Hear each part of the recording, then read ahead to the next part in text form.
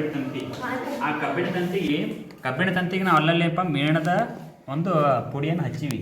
ಯಾಕಂದ್ರೆ ನಿಮ್ಗೆ ಗೊತ್ತೈತಿ ಮೀನು ಬಿಸಿ ಆದಾಗ ಕರಗಿ ಹೋಗ್ತೈತಿ ಹೌದಾ. ಅದಕ್ಕೆ ನಾವೀಗ ವಹನ ಕ್ರಿಯೆ ಅರ್ಥ ಮಾಡ್ಕೋಬೇಕಾದ್ರೆ ನಾವು ಒಂದು ತುದಿ ಬಿಸಿ ಆದಾಗ ಅದು ಬಿಸಿಯಾದ ತುದಿಯಿಂದ ತಂಪಾದ ತುದಿಗೆ ವರ್ಗಾವಣೆ ಆಗ್ತೈತಿ ಹೌದಾ. ಅದನ್ನು ನಾವು ಗಮನಿಸಕತ್ತೀವಿ.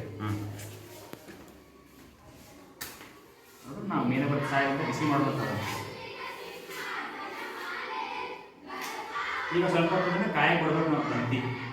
ನೀವು ಗಮನಿಸ್ಬೇಕು, ಏನು ಗಮನಿಸ್ಬೇಕು, ಆ ಮೇಣದ ಬತ್ತಿ ಅಲ್ಲಿ ಏನು ಬದಲಾವಣೆ ಆಕೈತಿ. ಈಗ ನಮ್ಮ ತಂತಿ ಬಿಸಿ ಆಗತೈತಿ ಹೌದಾ. ಬಿಸಿ ಆಗತೈತಿ ನಿಧಾನವಾಗಿ ಏನಕ್ಕತ್ತಪ್ಪ ಅಂದ್ರೆ ಅದು ಒಂದು ತುದಿಯಿಂದ ಇನ್ನೊಂದು ತುದಿಗೆ ವರ್ಗಾವಣೆ ಆಗ್ತಾ ಹೋಗ್ತೈತಿ. ಗಮನಿಸ್ಬೇಕು ಮೇಣದ ಬತ್ತಿ ಏನು ಪರಿವರ್ತನೆ ಆಕೈತಿ. ಏನು ಒಣ್ಣೆ ನೋಡ್ರಲ್ಲಿ ನೀರಾಗಿ ಕರಗಿ ಕೆಳಗೆ ಹೊಂಟೈತದ. ಒಣ್ಣೆದು ಕರಗತ್ತಾ ಅಂದ್ರೆ ಉಷ್ಣ ಒಂದು ತುದಿಯಿಂದ ಇನ್ನೊಂದು ತುದಿಗೆ ವರ್ಗಾವಣೆ ಆಗತೈತಿ ಹೌದಾ. ಇದಕ್ಕೇನಂತಾರೆ ವಹನ ಕ್ರಿಯೆ ಅಂತಾರೆ. ಸಂಪೂರ್ಣ ಕರವತ್ತಿಲ್ಲ ಒಣ್ಣೆದ್ದು. ಒಮ್ಮೆ ನಾಲ್ಕನೇ ಕರಲಿಲ್ಲ ಒಣ್ಣೆದು ಕರಗುತ್ತೆ. ಈ ತುದಿಯಿಂದ ಮುಂದಿನ ತುದಿಗೆ ವರ್ಗಾವಣೆ ಆಗತ್ತೆ ಉಷ್ಣ ಹೌದಾ. ನೋಡಿ ನೀರಾಗತ್ತೆ ನೋಡ್ರಿ.